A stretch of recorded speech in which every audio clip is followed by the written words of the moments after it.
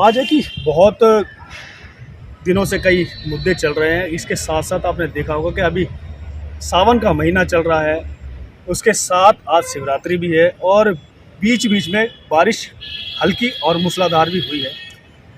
हाल ही में 3 हाईवेज जो कि विकास मॉडल के नाम पर पेश किए गए थे, मध्य प्रदेश, यूपी और बुंदेलखंड, वाहवाही हुई, सरकार ने वाहवाही लूटी। और अभी देखने को ये मिला है कि पहली ही बारिश में जो कि एक्सप्रेस वे जिन्हें कहा जाता है, जिनकी मियाद लगभग 100 साल की होती है, 100 साल से पहले उस पर कुछ होता नहीं है, वो पहली ही बारिश को झेल नहीं पाए और तीनों के तीनों एक्सप्रेस वे धराशायी हो गए। हमारे साथ सीधे सीधे मौजूद हैं आरटीआई सेल के चेयरमैन अनिल मीणा जी। बात करेंगे सीधे सीधे आखिर वो क्या मानना है इनका।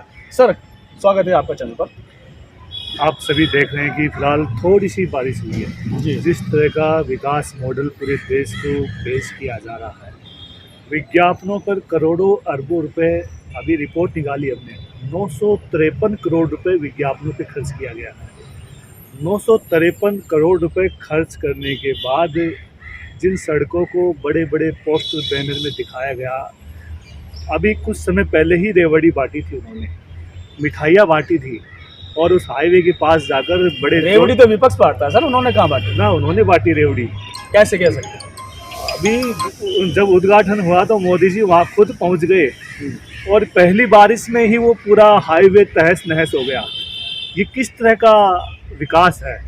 ये भाजपा का जो विकास है पूरी तरह से विनाश बनकर हमारे सामने आया है। 3 एक्सप्रेस वे दिए हैं सर उन्होंने, विकास तो किया ही है। 3 एक्सप्रेस की हालत देखिए आप, अभी 1 साल भी नहीं हुए उससे पहले ही वो जवाब दे चुके हैं।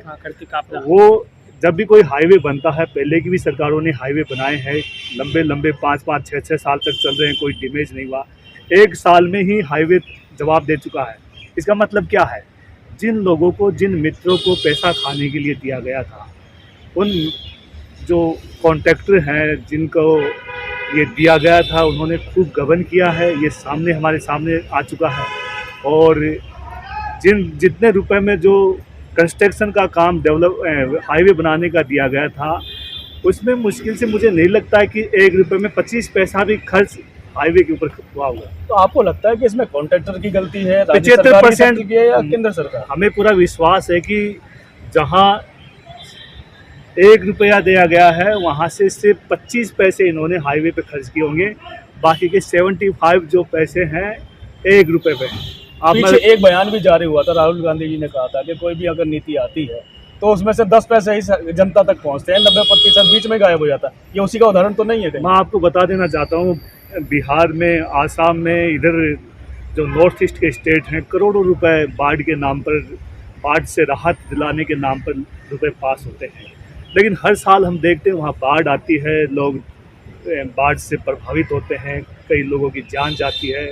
लोगों की जान की कीमत बिल्कुल भी नहीं है। हर बार बाढ़ आती है, बाढ़ की रोकथाम के लिए करोड़ों रुपए पास होते हैं। पता नहीं, मैं जानना चाहता हूँ राम खा गया या भगवान को, कहाँ चले गए वो पैसे? तो आपको क्या लगता है कि ये विकास जो हो रहा है, लगभग 8 साल से लगातार विकास की बात चल रही है, एक्सप्रेस वे भी बनाए जाते हैं, उद्घाटन भी किए जाते हैं, उसके बावजूद इतना पैसा जब मिट्टी की तरह से बह जाता है, एक ही भी बारिश प्राकृतिक आपदा को झेल नहीं पाता है, तो इसको आप विकास कहेंगे या विनाश? पूरी तरह से विनाश है। विकास बनाम विनाश, इसको ये उक्ति या इस तरह से हम शॉर्टकट में बोले तो ये अतिशयोक्ति नहीं होगी कि विकास, भाजपा का जो विकास है विनाश बन चुका है। 2 करोड़ रोजगार देने की बात थी, आज रोजगार युवा सड़कों पर है। अभी रिपोर्ट आई थी, पुलिस जो सैनिकों में जो भर्ती होते हैं, जहाँ उससे जो 3-3 लाख जहाँ रिटायर्ड लोग हो रहे हैं, वहाँ मुश्किल से 3000 लोगों को रोज़गार नहीं मिलता। जहाँ इतने तादाद में लोग रिटायरमेंट ले रहे हैं, लेकिन उनकी जगह फुलफिल होनी चाहिए, लेकिन 3000 लोगों को रोज़गार दे पा रहे हैं क्या? इस तरह से जो रोज़गार पहले से चले आ रहे हैं वही ध्वस्त होते हुए नज़र आ रहे हैं। आप देखें तो अभी फिलहाल अडानी ने फिर से 2010 करोड़ रुपए की डिमांड SBI के सामने रखी कि मुझे इतना कर्जा और चाहिए। आप देखेंगे कि पहले से ही इतना कर्जा माफ़ कर चुके हैं इन लोगों का। तो मैं कहना चाहता हूँ, इस मंच से ये आवाज़ उठाना चाहता हूँ कि जो सरकार जो है, आज देश में महंगाई है, बेरोजगारी है, इसके सबसे बड़ा जो कारण है वो पूंजीपतियों का करोड़ों रुपए का कर्जा माफ करना है। वो सरकार की ये नीति आपको पसंद नहीं आती लगता है? विपक्ष हमेशा कड़वी बातें करता है, आप भी वही बात कर रहे हो। आज पूंजीपति बन गए हैं। कहाँ से बने पूंजीपति? ऐसा क्या कर दिया इन लोगों ने? बिजनेसमैन है सर वो। बिजनेसमैन। कोरोना में भी इतनी बड़ी तादाद में 300 गुना आमदनी बढ़ रही है इनकी। तो आपदा में ऐसा ढूंढा ना उन्होंने, लोग नहीं ढूंढ पाते। आपदा में पूरा देश में सभी तमाम बिजनेसमैन का जो धंधा है वो ठप चल रहा था। लोग एक दूसरे की सहायता करने के लिए कदम बढ़ा रहे थे। आज जो है पूरी तरह से हमारे सामने ये सामने आ गया है कि स्विस बैंक में कई गुना धन की वृद्धि हुई है और कर्ज देने में लोगों का देश पूरी तरह कोविड महामारी से प्रभावित था। लोगों की अर्थव्यवस्था। फिर से वही बात कर रही स्विस बैंक की। स्विस बैंक में जब बीजेपी सरकार सत्ता में नहीं थी तब उन्होंने कहा था कि कांग्रेस का पैसा स्विस बैंक में पड़ा हुआ है, और आपने वही बात दोबारा कही है जब आप विपक्ष में हैं कि अब 3 गुना पैसा बढ़ गया है, तो आखिर जनता कहाँ जाएगी? ये पैसा सिर्फ आपस में बंटर बांट की तरह चलता रहेगा क्या? ये पूरी तरह से मैं आपको पूरे विश्वास और दावे से कह सकता हूँ, आप इसकी जांच करवाइए। इसमें मैक्सिमम जो है भाजपा के नेता मिलेंगे। कोविड में जहाँ देश तहरीमाम मचा हुआ था, लोगों के लिए ऑक्सीजन की कमी थी, सांसें नहीं मिलने के कारण लोग मौत की नींद सो रहे थे, उस समय उस परिस्थिति में कई बिजनेसमैन का, देश के कई भाजपा के नेताओं की जो आमदनी है स्विस बैंक में जाके जमा हुई है। 300 गुना वृद्धि स्विस बैंक में हुई है। और दूसरा हम देखें तो बिजनेसमैन का जो पूंजीपति बनकर उभर कर हमारे सामने आए हैं। लॉकडाउन में पूरा देश अर्थव्यवस्था की पटरी पे उतर चुका है। सब लोगों की अर्थव्यवस्था जो है, जो लोगों की आमदनी के स्रोत घटे हैं, वहाँ बिजनेसमैन जो है और पूंजीपति बनते चले गए। तो ये पूरी तरह से सरकार पूंजीपतियों पे मेहरबान है। उसका खामियाजा है पूरा देश भुगत रहा है, टैक्स के रूप में देना पड़ रहा है। महंगाई के सामने, महंगाई के दौर में हम फेस कर रहे हैं। जब पक्ष और विपक्ष, सत्ता में जब आप थे तो वो विपक्षी थे, और अब वो पक्ष में है, सत्ता में है तो आप विपक्ष में। आरोप और प्रत्यारोप दोनों तरफ से होता है, परंतु जनता तो ठगी सी महसूस करती है अपने आप को। जनता का भला आखिर कब होगा? आप देखिए, जब देश में प्रधानमंत्री मनमोहन सिंह जी थे, पूरा विश्व आर्थिक मंदी के दौर से गुजर रहा था और उसका प्रभाव देश में बिल्कुल न के बराबर पड़ा, क्योंकि मनमोहन सिंह की जो नीतियाँ थी वो देश को महामंदी के दौर से उभारने में कामयाब रही। आज इस तरह का माहौल पूरे विश्व में नहीं है। मंदी जो है भारत में पूरी दिखाई दे रही है। मंदी का जो आलम है, बेरोजगारी का आलम है, महंगाई का जो आलम है, पूरी तरह से भारत में लोगों पे दिखाई दे रहा है। आज जो कांग्रेस के ज़माने में जो रोज़गार का स्ट्रक्चर बना के देश को दिया गया था, आज जहां 3 लाख लोग रिटायरमेंट हो रहे हैं, वहाँ सिर्फ 3000 लोगों को नौकरी मिल पा रही है। ऐसा ये क्या, कौन सी रणनीतियाँ अपना रहे हैं? ये किस तरह का भारत बनाना चाह रहे हैं जो देश का युवा बेरोजगार होता जा रहा है?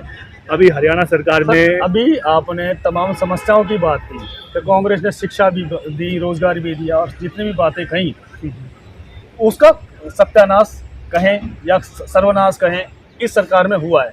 परंतु 7-8 साल में देखने को मिला है कि कांग्रेस किसी भी मुद्दे को भुना नहीं पाई है, और जब भी ईडी राहुल गांधी जी को या सोनिया गांधी जी को परेशान करने की बात करती है तब कांग्रेस सड़कों पे आ जाती है, बाकी किसी मुद्दे पे सड़कों पे नहीं आती। क्यों?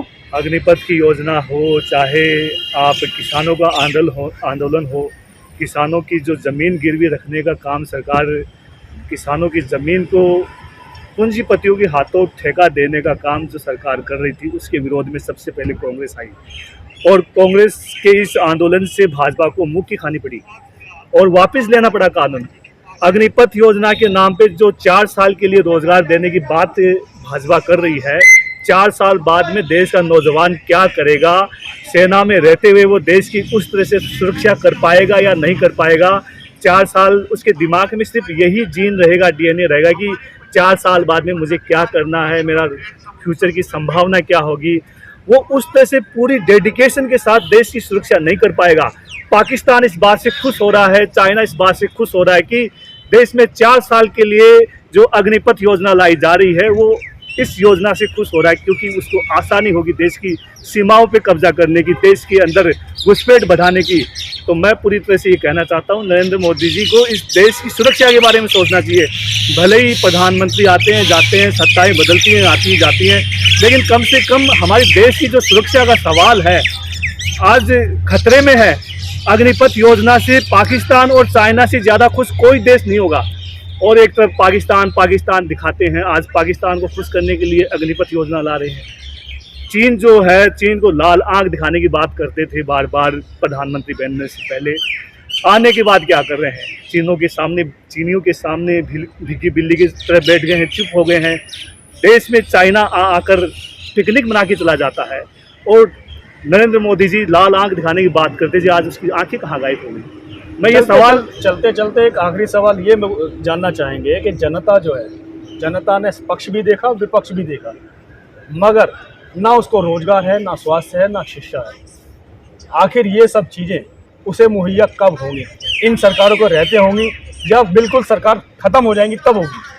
मैं तो ये पूछना चाहता हूँ, जो भाजपा ने देश को 8 सालों में क्या दिया है, ये इस पर आज चिंतन मंथन होना चाहिए। सवाल बात बीजेपी भी करती है कि कांग्रेस ने क्या किया 70 सालों में। आज वो जिस संसद में बैठते हैं वो किस जमाने से चली आ रही है, आज वो जहां भाषण मंचों पर देते हैं वो कहां से आ रही है। आज मोदी जी इलाज कराने जाते हैं या भाजपा के मंत्री जहां पर भी एम्स, IIT, ये जहां जितने भी जो हॉस्पिटल का जो इंफ्रास्ट्रक्चर है वो किसने बनाया है?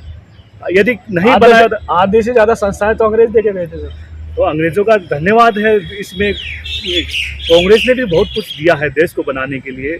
आपको ये जितना भी जो दिल्ली का जो स्ट्रक्चर है, पूरे हिंदुस्तान का जो स्ट्रक्चर है, चाहे सड़कें हो, हाईवे हो, ब्रिज हो, दिल्ली में तो खास तौर पे शीला दीक्षित जी की खास देन है, मेट्रो हो, ये जितने भी कंप्यूटर का युग हो, ये राजीव गांधी जी की देन है। आप देखिए भाजपा ऐसा क्या कैसे कहती है कि क्या दिखाने के लिए उनके पास है कि उसने ये देश को दिया है। मैं आपसे एक छोटी सी बात इस माध्यम से डिजिटल इंडिया की बात करते हैं। अभी 5-7 दिनों से RTI का जो पोर्टल है, देश के लोग ऑनलाइन RTI फाइल करके सरकार से जवाब मांग सकते थे।